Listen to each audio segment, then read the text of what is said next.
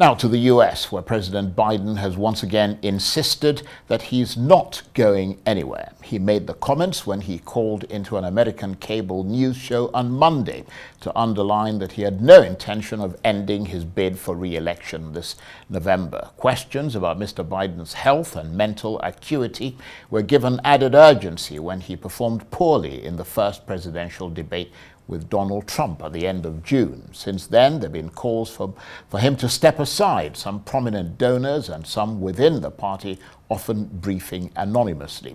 But one Democratic congressman who has broken cover to openly call for a new candidate is Adam Smith. He's been speaking publicly about why Mr. Biden should be a one-term president, but Mr. Biden has insisted that he will continue.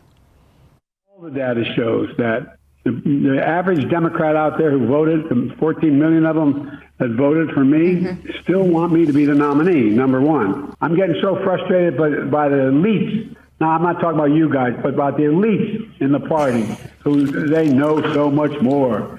But any of these guys don't think I should run against me. Go ahead, announce for president. Challenge me at the convention. The bottom line here is that we're not going anywhere.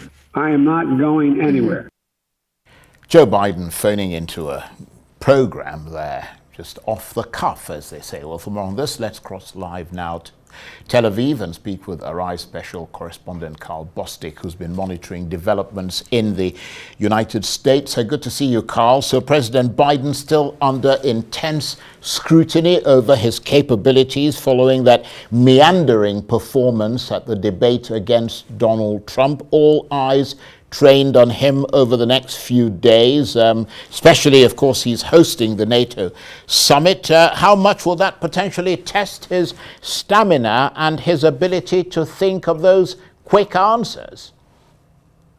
That's right, Charles. In fact, this is a very crucial week for President Biden. It's not yet make or break, or as one analysis put it, the dam isn't breaking now. However, what we're seeing is today, for example, we've had two important meetings on Capitol Hill in Congress amongst House Democrats. Leading members of House committees were Democrats, and then the overall Democratic caucus. That combined with the fact that, as you pointed out, he's hosting a 3-day summit of NATO's 32 leaders, and they'll be watching him closely for those signs of whether or not his age is an issue, his health, and his mental acuity, because in the back of their mind is whether he can even stay in the campaign, and if he stays in the campaign, can he win it, and can he serve 4 years? Because for NATO, what would NATO be without President Biden, who's one of the biggest boosters of NATO, as opposed to Donald Trump, if he becomes president, who says that NATO is obsolete. But to give you an idea, Charles, of what the mood was like on Capitol Hill, one analysis called it very, very dour. There were two important closed-door meetings, Charles, and out of which of Democratic leaders, and one congressman who simply asked, is everyone now on the same page? Because for now, Charles, there have been no other, shall we say, defections or call for him to step aside. He was asked whether or not everyone was still on the same page, and his answer was simply that we're not even in the same book. I mean, that's how divided they are. However, he took some consolation from the fact that progressive leaders like New York's AOC, that's Alexandria Ocasio-Cortez, who's very, very progressive. She's saying he's our nominee, he's our president, and we're behind him. The other day we spoke about what is his firewall, what keeps him going.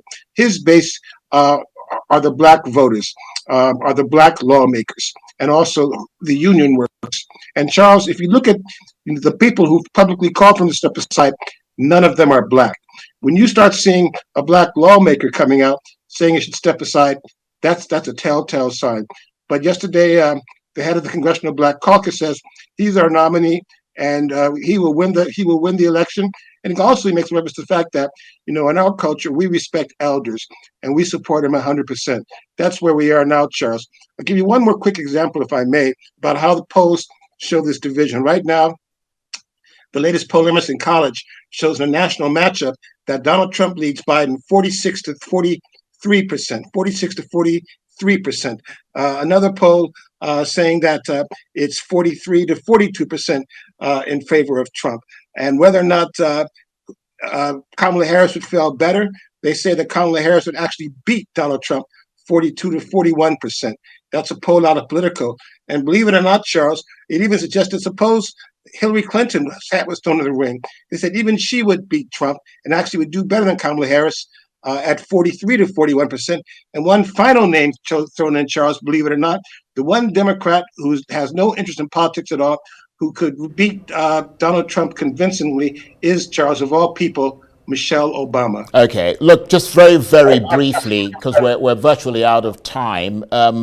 One person we haven't heard from for a while is Donald Trump. He's been uncharacteristically quiet. I think it was Napoleon who famously said, "Don't interrupt your enemy when he's making a mistake." That's right, Charles. Very simply put, next week is the convention for Republicans in Milwaukee, Wisconsin, and all eyes on who will be his running mate, his VP. And because of this crisis with President Biden, he really wants to kind of calibrate it to who would be the best VP in case Biden does step aside.